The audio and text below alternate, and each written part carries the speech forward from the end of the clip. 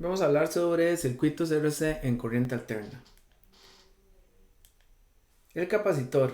Capacitor son dos placas de un material conductor separadas por un material dieléctrico. El principio es el almacenamiento de energía en un campo eléctrico. Y el símbolo es este que está acá. Como pueden ver, la corriente ingresa por el positivo y sale por el negativo. Lo que significa que este elemento sigue la convención pasiva. Significa que es un elemento pasivo y por lo tanto no puede entregar energía en un tiempo infinito. La capacitancia es la medida de la oposición al cambio del voltaje en el capacitor. La unidad son farad. Esta la letra F mayúscula, que depende de epsilon, que es la permeabilidad del material dieléctrico, o sea, este material que está aquí en medio de las dos, estas son las dos placas metálicas, y el material que está en el medio es un dieléctrico y tiene permeabilidad epsilon. A es el área de las placas conductoras, esto de acá, todo esto, el área de estas placas. Y ambos, estos dos, tanto epsilon como alfa, afectan la capacitancia de manera directamente proporcional. O sea, si ellos aumentan 2 veces, la capacidad aumenta 2 veces. Y por último, también es inversamente dependiente proporcional de AD, que es la distancia de las placas. O sea, entre más grande es la distancia entre las placas, menor es la capacitancia.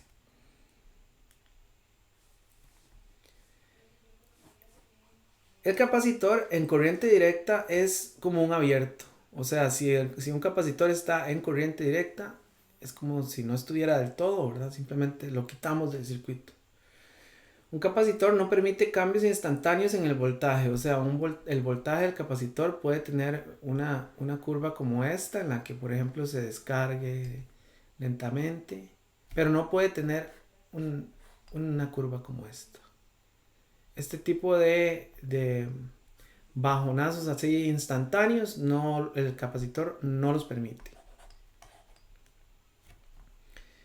Y la corriente del capacitor puede variar de valor o dirección abruptamente. ¿Qué significa esto? Que el capacitor puede estar, digamos, inclusive teniendo una corriente, por ejemplo, positiva y de pronto pasar a tener una corriente negativa. Digamos que esto fuera la corriente. Y entonces aquí hubiera una corriente positiva y aquí una corriente completamente negativa. O sea, podría cambiar de dirección la corriente en un instante dado y eso no es ningún problema. Más bien es bastante común. Especialmente en convertidores DC-DC es muy común que el capacitor esté constantemente entregando y recibiendo energía. Pero en general, en cualquier aplicación, el capacitor siempre está entregando y recibiendo energía y eso hace que esté variando constantemente la polaridad de la corriente. Y abruptamente, ¿verdad? Instantáneamente. Un capacitor ideal no disipa potencia, solo almacena y libera energía. En un momento almacena y en otro momento libera. Capacitores en serie. Para poder sumar capacitores en serie vamos a simplemente usar la misma fórmula que usábamos para resistencias en paralelo, ¿verdad? Que es que la suma de los inversos de los capacitores, el inverso de la suma de los inversos es igual al equivalente, ¿verdad? Que eso es esto de acá.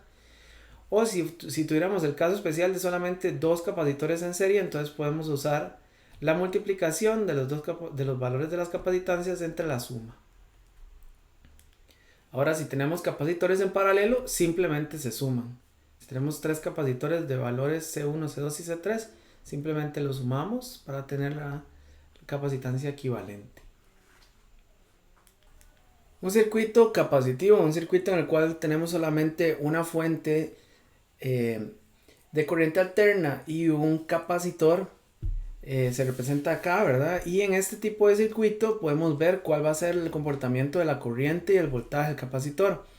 Acá abajo podemos ver cómo si buscamos un punto en el cual la corriente, por ejemplo, esté pasando por 0 y otro punto en el cual el voltaje esté pasando por 0 y que los dos tengan la misma pendiente, o sea, en este caso pendiente negativa, y en este caso pendiente también negativa. Vean que aquí esto podría ser una confusión porque en este punto el voltaje está pasando por 0 pero va con una pendiente positiva. Entonces bueno, estos dos son los que podemos usar para comparar y así podemos ver, tomando en cuenta también que el tiempo avanza en esta dirección, que si el tiempo avanza, vamos a toparnos primero a la corriente del capacitor. Y eso lo decimos que la corriente del capacitor está adelantado al voltaje del capacitor. Y esto, el adelanto que tiene son exactamente 90 grados, ¿verdad? Entonces, eso lo representamos diciendo que la corriente del capacitor se adelanta al VC, al voltaje del capacitor, ¿verdad? Y esto justamente pues se representa en la impedancia de un capacitor puro como la reactancia capacitiva con ángulo menos 90. Entonces vean que en este caso, por ejemplo, en particular, si analizamos, digamos, este diagrama de fasores aquí, en el que se ve que el voltaje está atrasado 90 grados con respecto a la corriente, que es exactamente lo mismo que la corriente se adelanta al voltaje en 90 grados, porque vean que aquí el voltaje está por acá y la corriente está adelantada 90 grados, ¿verdad? Entonces, pues cualquiera de estas dos cosas es equivalente, pero entonces vamos a analizar cuánto sería el ángulo zeta, digamos, de la impedancia, que sería el ángulo del voltaje menos el ángulo de la corriente. Y en este caso el ángulo del voltaje es menos 90 y el ángulo de la corriente sería sería 0, ¿verdad? Este ángulo es 0. Esto nos da menos 90. Entonces si ustedes ven, el ángulo de la impedancia es el que va aquí y lo que nos dice es cuál es la relación de fase entre el voltaje y la corriente. Eso nos indica qué es lo que sucede entre el voltaje y la corriente. Entonces en este caso tenemos una relación de fase de 90 grados negativos porque la corriente se adelanta al voltaje. Este valor, la reactancia capacitiva, se puede sacar como 1 entre omega c, pero ya sabemos que omega es 2pi por f, entonces podemos hacer 1 entre 2pi por f por c, y con esto sacamos el valor en ohms, que se llama reactancia capacitiva. Ahora analicemos un circuito RC en serie. Primero vamos a analizar los voltajes y por lo tanto en este caso, como la corriente es lo que se comparte entre todos los elementos del circuito, ¿verdad? Vamos a definir la corriente como la referencia y para ello vamos a decir que la corriente es, bueno, la magnitud de la corriente con ángulo 0. Entonces al ponerle ángulo 0, pues la representamos así, completamente horizontal, y lo que estamos diciendo es que la vamos a usar como referencia en nuestro sistema para realizar el diagrama de fasores. Ahora vamos a pasar a analizar el voltaje que cae en la resistencia. Entonces en este caso es simplemente la magnitud de la corriente multiplicada por el valor de la resistencia, y sabemos que la resistencia no desfasa. Y por lo tanto, entonces eso significa que tenemos ángulo 0, no hay desfase, están completamente alineados, ¿verdad? La corriente y el voltaje de la resistencia no tienen ninguna diferencia de fase. Ahora, analizamos la corriente que entra acá y produce esta caída de voltaje VC, entonces sería por ley de Ohm, simplemente la magnitud de I multiplicado por la reactancia capacitiva, ¿verdad?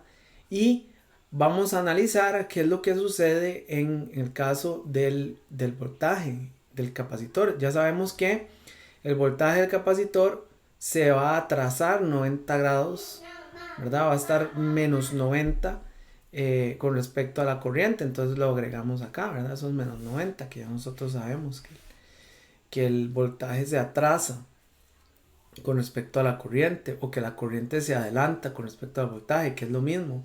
Así que en esto lo que vamos a ir siempre es volver a la definición de qué pasa en la corriente, cuál es la relación entre la corriente y el voltaje en un capacitor o en un inductor, y en base a eso vamos a construir este diagrama de fases, diagrama de fasores, perdón. Ahora, si,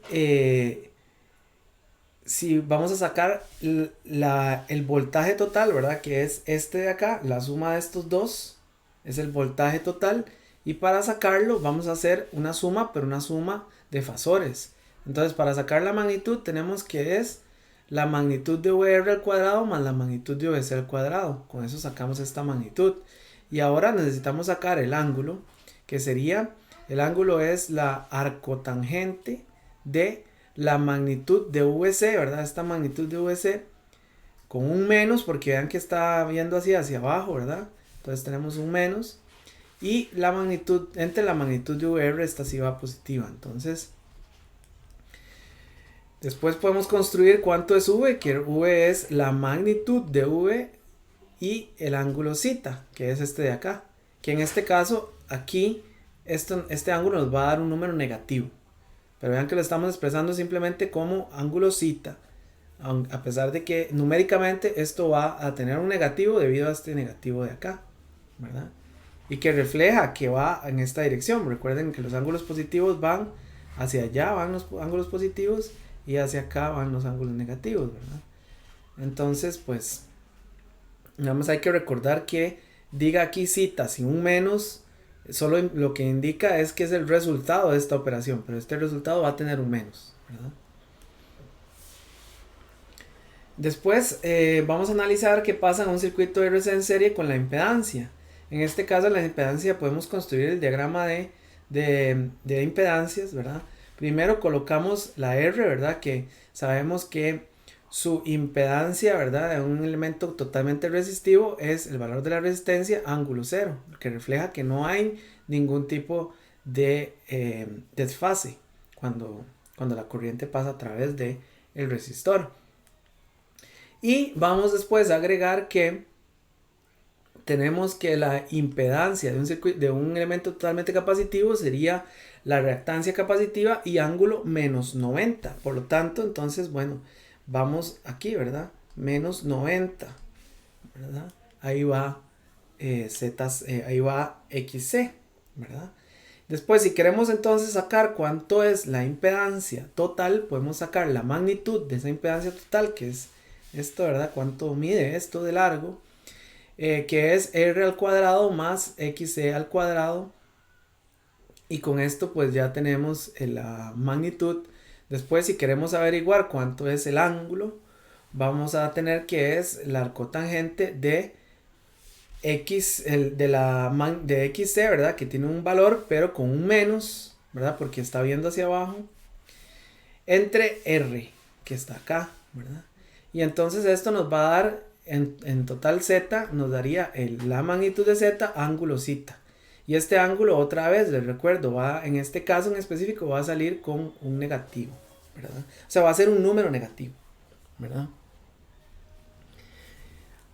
Ahora pasamos al circuito RC en paralelo. Aquí vamos a analizar la relación entre las corrientes, porque lo que se comparte entre estos dos elementos es el voltaje. Por lo tanto, vamos a definir el voltaje como la referencia, y para eso lo que vamos a hacer es que vamos a decir que el voltaje es la magnitud del voltaje ángulo cero. Entonces lo vamos a poner totalmente con este ángulo cero como nuestra referencia, y a partir de ahí vamos a construir el resto de las cosas. Lo primero que vamos a ver es que el resistor, por definición, la relación de fase entre el voltaje y la corriente en un resistor es cero, no tenemos desfase. Entonces calculamos la corriente del resistor diciendo que es la magnitud del voltaje entre la resistencia y ese número con ángulo cero, ¿verdad? Entonces queda esto totalmente en fase. Ahora, para la corriente del capacitor, aquí vemos que el voltaje es el mismo, ¿verdad? Que es la referencia que estamos usando, pero la relación entre la corriente y el voltaje en un capacitor es tal que la corriente del capacitor adelanta el voltaje. Por lo tanto, la corriente del capacitor va a ser la magnitud del voltaje entre la reactancia capacitiva con ángulo de 90, porque como nuestro voltaje es la referencia, la corriente del capacitor está adelantada al voltaje del capacitor en 90 grados, ¿verdad? Ahora, podemos calcular la corriente total, esta que está por acá, haciendo una suma de estos dos, de estas dos corrientes, que sería, digamos, aplicar ley de corrientes de Kirchhoff en este nodo, ¿verdad? Y eso lo hacemos como una suma con Pitágoras, ¿verdad? Vamos a sumar IR al cuadrado, la magnitud de IR al cuadrado y la magnitud de IC al cuadrado, y con eso sacamos la magnitud de I, que sería cuánto mide esto, ¿verdad? Pero también tenemos que calcular cuál es el ángulo de esta corriente para poder caracterizarla completamente, y entonces tenemos que el ángulo es la cotangente de la corriente del capacitor dividido entre la magnitud de la corriente del capacitor dividido entre la magnitud de la corriente del resistor, ¿verdad? Que serían los dos catetos, este y este. Y con eso pues ya podemos construir la corriente total, que sería la magnitud de la corriente con el ángulo θ. Por último, vamos a ver qué sucede con la impedancia de un circuito RC en paralelo. Es muy parecido a lo que sucedía en el caso del RL.